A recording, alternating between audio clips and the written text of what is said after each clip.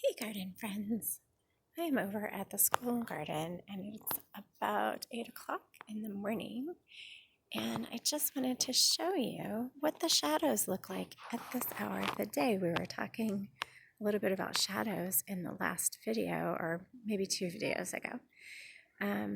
So look how much of our garden area is in shade right now. The shade reaches all the way to the willow house. So that is from these trees and from the school building all the way to the willow house, right? And then our habitat garden right now is about half shade, half sun for a big part of it. And then this part, it gets a little sunnier.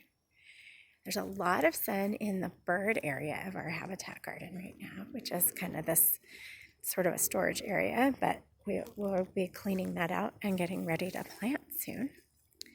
But then on the other side of the garden, the fence line shade is all the way out here by this bench and all the way through some of our, it's like nearly half the garden is still partly in shade.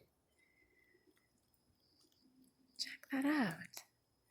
Wow, look at these strawberries. They are looking pretty amazing. And you can see even back here at this hour, we've got shade cast by the yucca tree that's at the end of our garden. I don't know if you can see that very well because the sun is right there.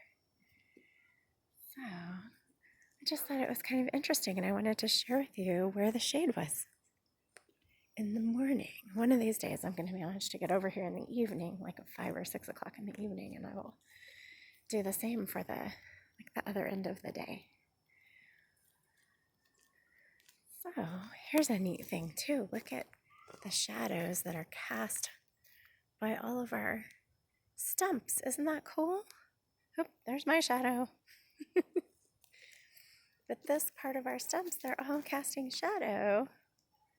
But those stumps don't have any shadow because, or at least they don't have any shadow on the concrete. They do have shadow if we go this way. There it is.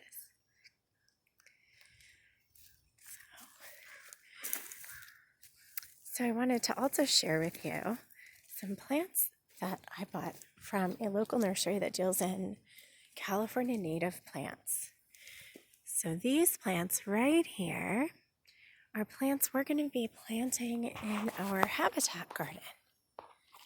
So remember, we've worked all year, and actually I think we started the year before, on developing this space as a habitat garden with as many California native plants as we could to attract lots of native California animals like lizards and butterflies and bees.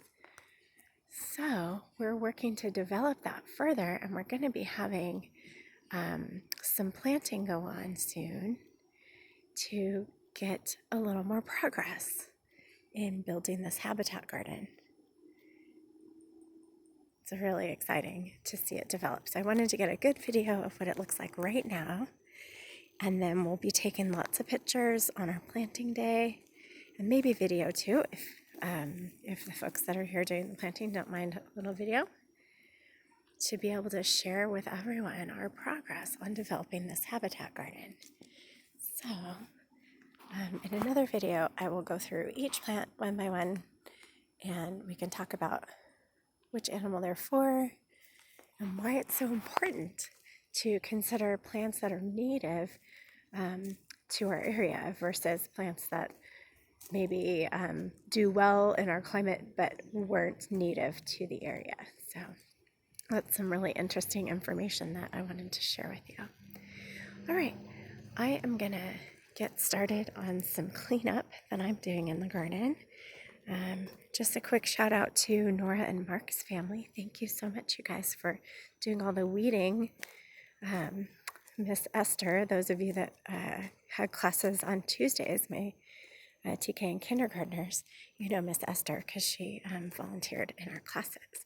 She came and they pulled a whole bunch of the big weeds that were in the garden area. So thank you so much, Esther and Nora and Mark and little Miss Kira. Everyone knows little Kira. It's Nora and Mark's little sister. So thanks for your help, guys. We really appreciate you helping us to take care of the garden.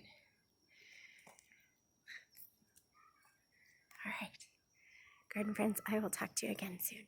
Take care.